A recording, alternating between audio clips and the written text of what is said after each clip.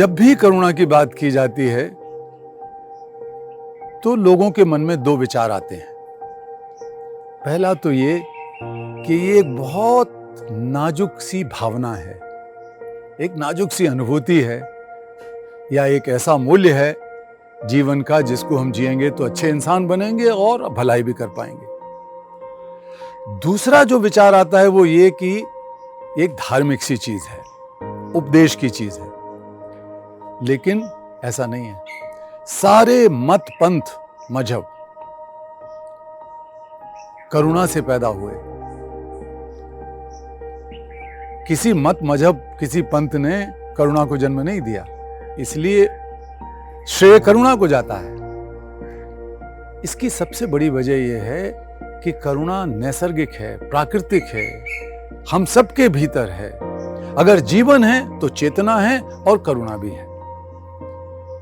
अब जब हम कहते हैं जीवन के साथ जुड़ा हुआ है तो इसका एक संबंध वैज्ञानिक भी है, मनोवैज्ञानिक भी है। मैं इसको थोड़ा समझाने की कोशिश करता हूं।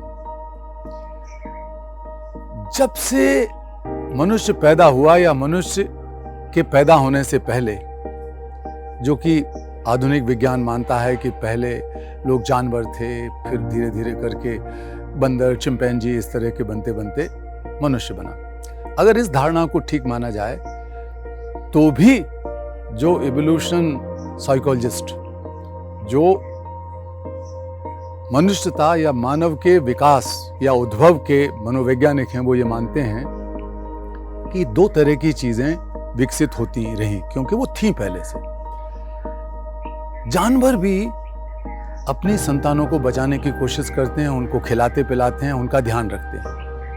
आप कल्पना कीजिए, अरे शेर की तो बात छोड़िए, अगर आप बिल्ली के बच्चे को भी पकड़ के छीनना चाहें उससे या नुकसान पहुंचाना चाहें तो बिल्ली भी झपट्टा मार देती है। तो ये जो एवोल्यूशन साइंटिस्ट थे या एवोल्यूशन साइकोलॉजिस्ट थे, उन्होंने कहा कि ये एक तरीके की किन सिलेक्शन है। जो आत्मीय लोग हैं उनके प्रति ये भाव है, किन सिलेक्शन का भाव। दूसरा जो विचार आया, जो थ्योरी आई, वो ये थी कि इस भाव में जो एक और दूसरी चीज जुड़ती है वो है एक रेसिप्रोकल एल्ट्रुइज्म। रेसिप्रोकल एल्ट्रुइज्म यानी एक तरीके की एक दूसरे के साथ साझा होने वाली परोपकारिता।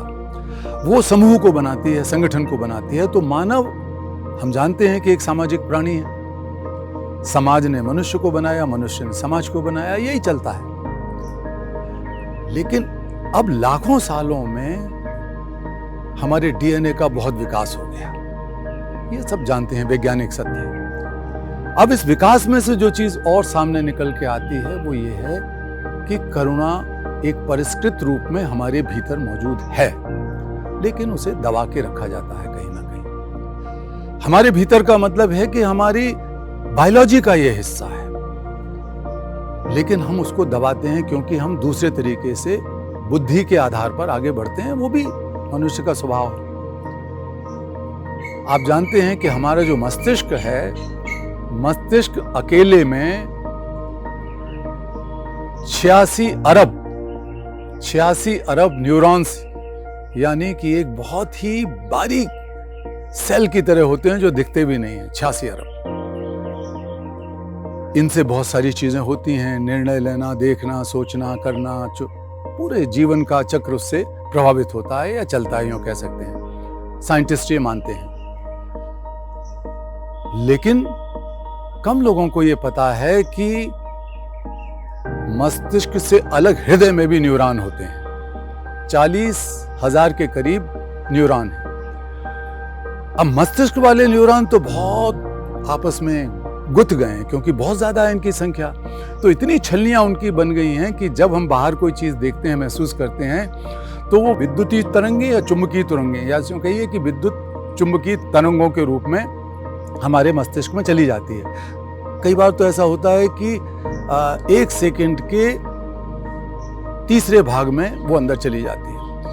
तो फिर जो चीज वहां से निकल के आती है वो उस अनुभूति को दबा देती है, अनुभूति को अपनी तरीके से व्याख्यायित कर देती है। तो वैज्ञानिक एक पक्ष ये है कि हमारे हृदय में जो भाव है, करुणा का भाव भी उनमें शामिल है।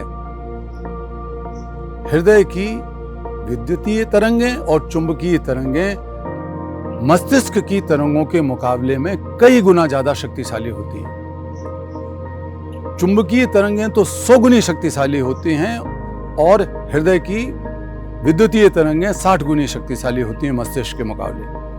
करुणा का भाव हृदय को आंदोलित करता है, उसको प्रभावित करता है, उसके न्यूरॉन्स उससे जुड़े हुए हैं। तो समझिए कि करुणा का भाव ज्यादा शक्तिशाली है। दूसरी बात और मैं बताता हूं, जब हम मस्तिष्क की बात करते हैं तो मस्तिष्क में जो संज्ञान लेना है, जो प्रेम करना है, जो दूसरों से जुड़ना है, ये सारे भाव मस्तिष्क के एक खास हिस्से में चलते हैं। तो वो खास हिस्सा कहला जाता है एंटीरियर इंसुलर कॉर्टेक्स। तो इस कॉर्टेक्स जो एक दिमाग के अंदर का हिस्सा है ना मस्तिष्क के, वहां ये बना रहता है। तो उस भाव को हम लोग करुणा के साथ जोड़ते हैं। उसमें एक जिसे ट्रांसमीटर कहते हैं हम लोग, न्यूरो ट्रांसमीटर्स, वो कुछ होता नहीं है, वो एक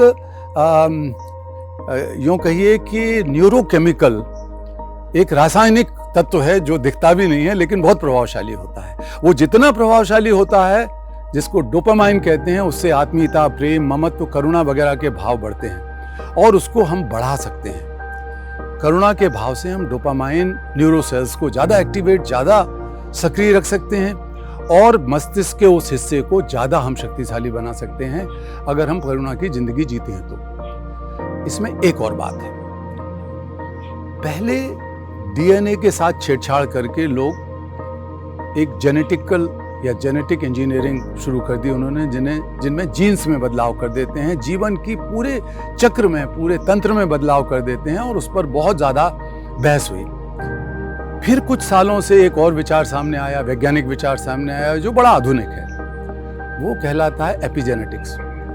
एपिजेनेटिक्स की खासियत ये है कि वो हमारे जीन्स, जो हमारे जीवन के सूत्र हैं, अदृश्य सूत्र हैं, जो एक से दूसरी पीढ़ी में जाते हैं और प्रभावित करते हैं, वो जीवन सूत्रों को छेड़खानी किए बगैर एपिजेनेटिक्स के माध्यम से बहुत सारे न्यूरोट्रांसमीटर्स को सक्रिय किया जा सकता है और वही हम अच्छा परिणाम निकाल सकते हैं जो जीन्स में छेड़खानी करके निकालते थे भलाई के लिए। जैसे संगीत से, ध्यान से, साधना से, योग से, व्यायाम से, इन कई चीजों से, एपिजेनेटिक्स खान पान से, रहन सहन से प्रभावित होती है और उस प्रभाव का परिणाम हमारे पूरे उन जीन्स के जो बाहर का हिस्सा है उसमें पड़ता है, जो समाज में और जीवन में प्रभाव डालते हैं।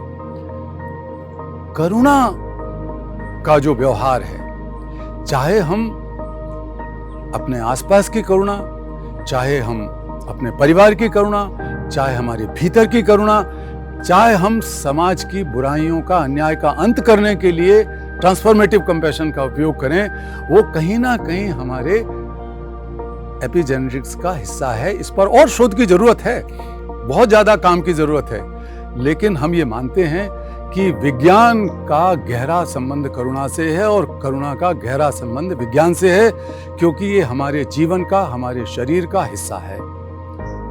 जहां धर्म की बात है, जहां पर आध्यात्म की बात है, उससे करुणा को हम बढ़ावा दे सकते हैं, लेकिन विज्ञान करुणा का सहायक बन सकता है और करुणा विज्ञान की सहायक बन सकती है।